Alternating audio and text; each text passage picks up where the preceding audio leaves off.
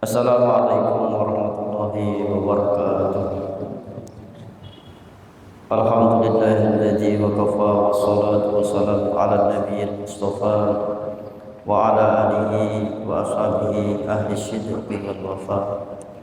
Allahumma salli wa sallim wa barik ala sayyidina Muhammad wa ala alihi wa ashabihi ajma'in, amma ba'd. Subhanaka la ilma lana illa ma 'allamtana innaka antal alimul hakim. Rabbi shrah li sadri wa yassir li amri wahlul 'uqdatam min lisani yafqahu qawli, amma ba'd. Hadratul muhtaramin, bapak-bapak, ibu-ibu ingkang kawula hormati, wabil khusus Kepala Kemenak Kabupaten Bojonegoro dan juga para pimpinan Kemenak Bojonegoro yang boten saged kula sebut satu persatu tanpa mengurangi rasa hormat kula dumateng panjenengan sedaya, serta hadirin wal hadirat ingkang dipun mulyakaken dening Allah Subhanahu wa taala. Pertama, mari kita panjatkan syukur alhamdulillah kehadirat Allah Subhanahu wa taala. Pada kesempatan kali ini kita masih diberikan nikmat kesempatan oleh Allah Subhanahu wa taala melaksanakan apa yang diperintahnya, yakni melaksanakan sholat zuhur berjamaah. Alhamdulillah, marilah kita ucapkan bersama-sama alhamdulillah.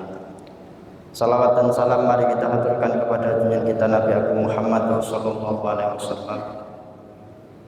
Biqaulina Allahumma sholli ala sayyidina Muhammad. Semoga kita selalu mendapatkan syafaat beliau, syafaat fiddin wa dunya wal akhirah, amin Allahumma amin ya rabbal alamin. Bapak Ibu yang dirahmati oleh Allah Subhanahu wa taala, dalam surat Al-Ghafir ayat 60 Allah menyuruh kita untuk berdoa. Dan Allah menjanjikan ketika kita berdoa kepada Allah, maka akan dikabulkan apa yang kita pinta kepada Allah. Ud'uni astajib lakum. Dan pada kesempatan kali ini kami akan mencoba menjelaskan satu doa yang selalu dipanjatkan oleh Rasulullah SAW setelah beliau melaksanakan sholat subuh. Doanya sangat unik dan doanya ini sangat relevan untuk kita semua dan juga sudah familiar di kalangan kita semua. Hadis yang diriwayatkan oleh Ibnu Majah. Allahumma inni as'aluka ilman nafi'a wa rizqan thayyiba wa amalan mutaqabbala. Ya Allah, sungguh aku meminta kepadamu ya Allah ilman nafi'a, ilmu yang bermanfaat, wa rizqan thayyiba, rezeki yang baik, wa amalan mutaqabbalan, dan amal yang diterima. Ada 3 poin penting yang dipinta oleh Rasulullah sallallahu alaihi wasallam kepada Allah Subhanahu wa taala. Yang pertama adalah Nabi Muhammad meminta ilman nafi'ah. Padahal kita tahu semua bahwa Rasulullah sallallahu alaihi wasallam adalah manusia paling mulia, manusia yang maksum, yang tidak ada dosa. Yang apa yang beliau katakan dengan perbuatan beliau itu sama, selaras. Berbeda dengan kita yang terkadang antara ucapan dengan perbuatan itu jauh berbeda. Tapi Nabi Muhammad SAW masih berdoa, meminta kepada Allah untuk diberikan ilmu yang bermanfaat. Ulama membagi ilmu bermanfaat itu ada 2 bagian. Yang pertama adalah manfaat untuk diri sendiri, dan yang kedua manfaat untuk orang lain. Sebagaimana dalam hadis lain diterangkan bahwasanya khairun nas anfa'uhum linnas. Sebaik-baik manusia adalah yang bermanfaat bagi manusia yang lain. Lah kita itu diberi pilihan, ingin jadi orang yang tidak bermanfaat atau ingin jadi orang yang bermanfaat. Kalau kita ingin bermanfaat, maka kita harus berusaha menyalurkan apa yang menjadi keahlian kita.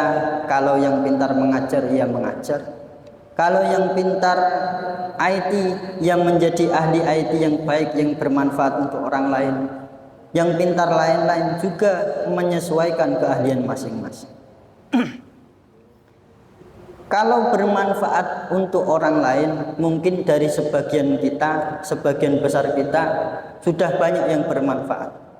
Banyak yang menjadi tenaga pengajar, banyak yang menjadi penceramah agama, banyak yang menjadi tokoh masyarakat. Mereka sangat bermanfaat bagi orang lain. Tetapi apakah kemanfaatan itu sudah melekat pada diri mereka sendiri? Dan inilah yang terkadang perlu kita pinta kepada Allah. Terkadang apa yang kita ucapkan jauh dari apa yang kita lakukan. Banyak orang yang menggebu-gebu berceramah tentang syukur, tapi terkadang dia sendiri tidak mampu untuk mensyukuri apa yang diberikan oleh Allah.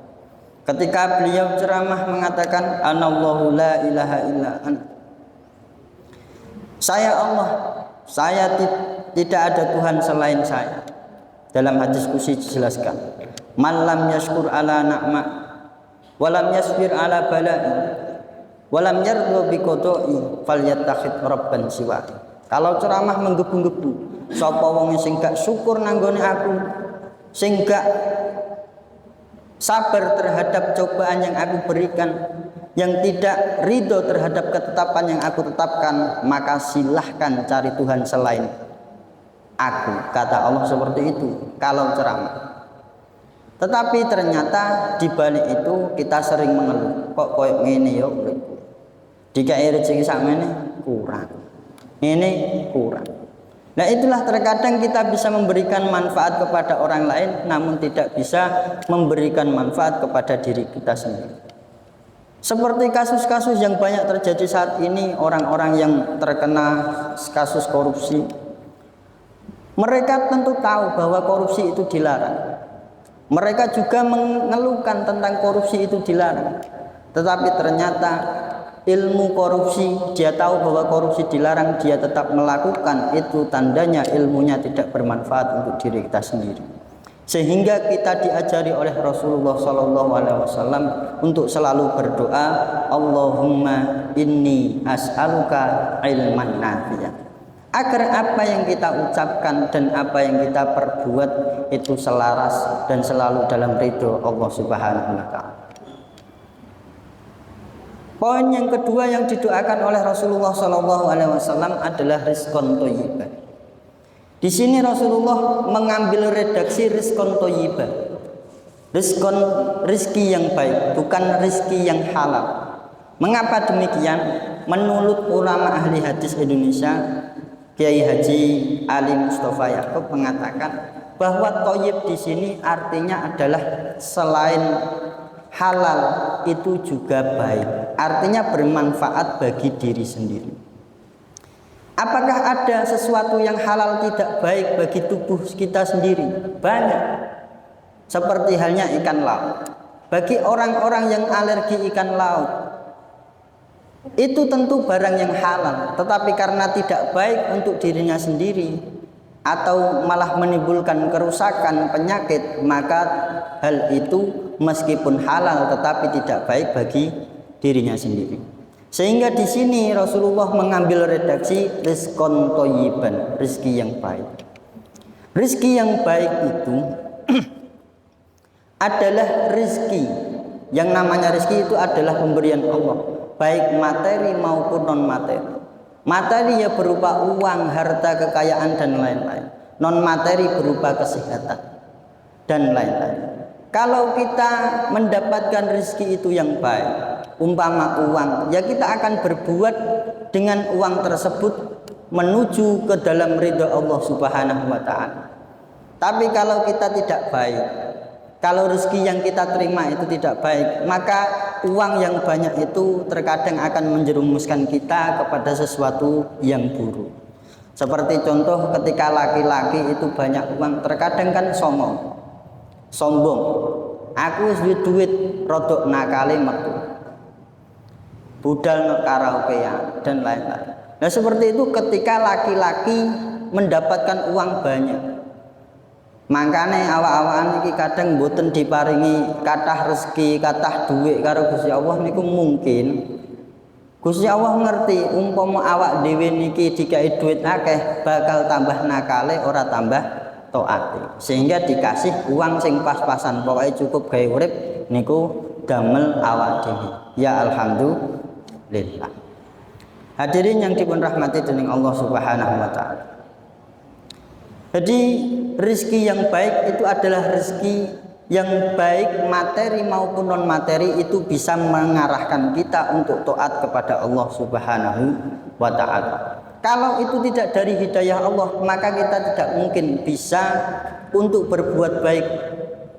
Tapi karena kita mendapatkan hidayah dari Allah, pertolongan dari Allah, maka kita bisa berbuat baik dari lantaran rezeki yang diberikan oleh Allah Subhanahu wa taala.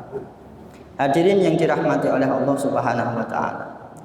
Poin yang ketiga yang didoakan oleh Rasulullah adalah amalan mutaqabbal. Amal yang diterima.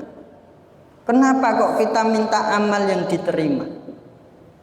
Padahal banyak sekali dari kita sudah merasa bahwa amalannya itu sudah tinggi, sholatnya mempeng, sodakoi mempeng dan lain-lain.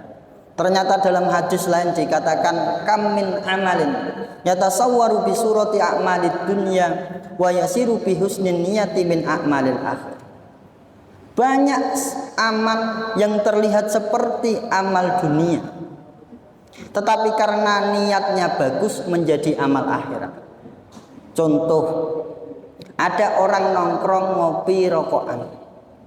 Kalau kita mandang sekilas, orang tersebut seperti mengamalkan perbuatan dunia yang tidak mungkin beramal akhirat. Tetapi karena niatnya itu adalah untuk bersyukur kepada Allah, untuk meninggalkan suatu kemaksiatan, maka nongkrong pun ketika di akhirat nanti bisa jadi ada pahala yang terselip di dalamnya. Begitu juga ketika kita tidur. Tidur itu seolah-olah akan terlihat seperti perkara dunia.